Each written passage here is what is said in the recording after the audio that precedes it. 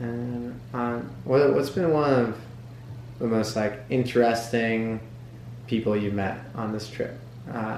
It could be either just someone memorable, it could be someone that's like super wild, it could be someone that's super nice. Doesn't matter, just like someone that's that you remember. Is there anyone that like really sticks out to you? Yeah, the driver who picked me up at TJ. Are from San Diego to TJ. So we went across the border, and but Mexico is incredibly cheap. So I was like, hey, why not take my driver who's taking me to the airport? Quick intermission.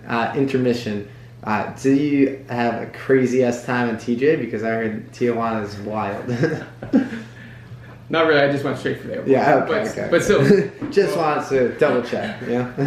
I'll be interested in finding out. Yeah. Well, then you also have the Manu Chao song. Yeah. Yeah, Benito.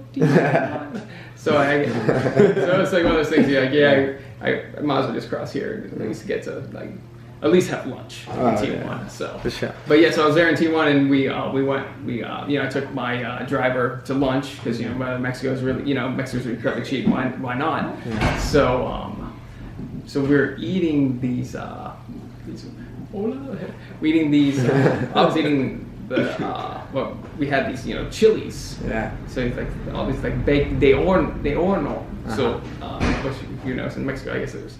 So it's like I was just eating them. Some of them weren't mildly spicy. And they have ones the little. I guess I don't know if they're jalapenos or whatever. The little green ones. Mm-hmm. So I was taking bites and picante, more picante, yeah. And then my Mexican buddy over there, he said, "Eres Mexicano, way." I'm sweating. Yeah. Maybe some tears in my eyes.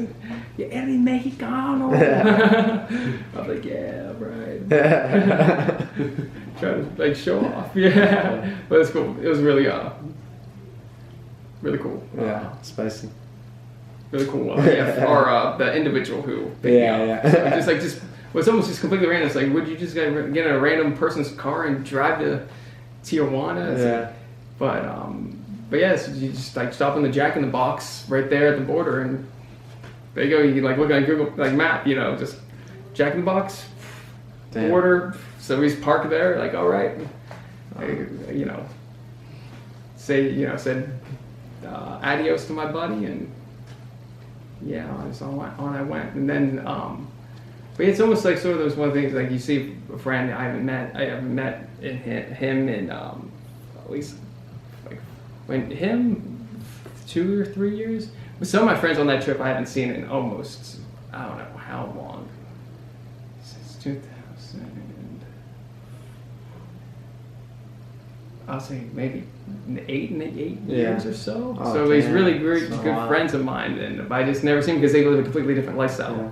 There's have a kid and have a job and wife or whoever, and it's they're completely different, which I respect them for their, and then it's interesting how we can still, be such good friends and just have completely different lifestyle. Yeah.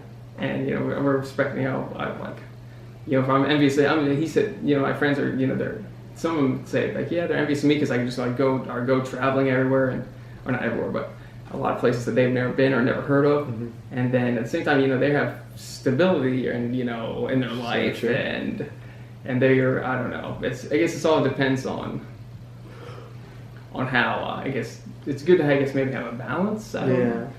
Because if things are too far on one, I guess I could just try to, be a, viajero flojo the rest of my life. Mm-hmm. But do I really want to do that?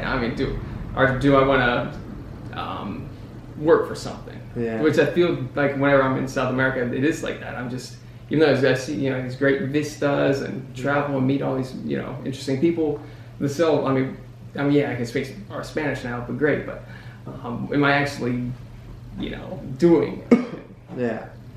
Or working for something besides speaking Spanish with a little more of a Chilean accent or something. Mm-hmm. But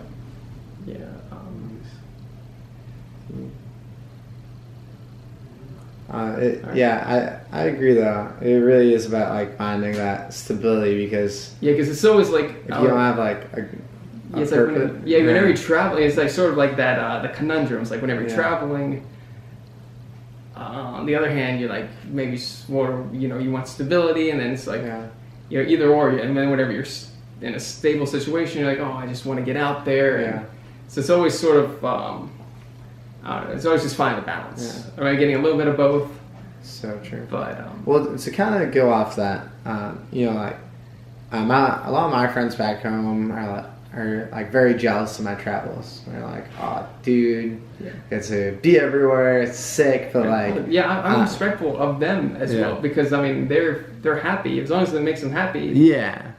That's completely respectful. If they don't need to travel, they don't need to go halfway across the world. No. But I do feel like people don't realize it, but I initially thought that I would go on this trip and it would be pretty like stable. I would be like just do these travels, but I've had like the highest of the highest ever and the lowest of the lows as well. Yeah. And like I don't think a lot of people realize that no matter what, no matter how perfect your trip is, like you get in shit sometimes and then you get like in a lot of fun sometimes.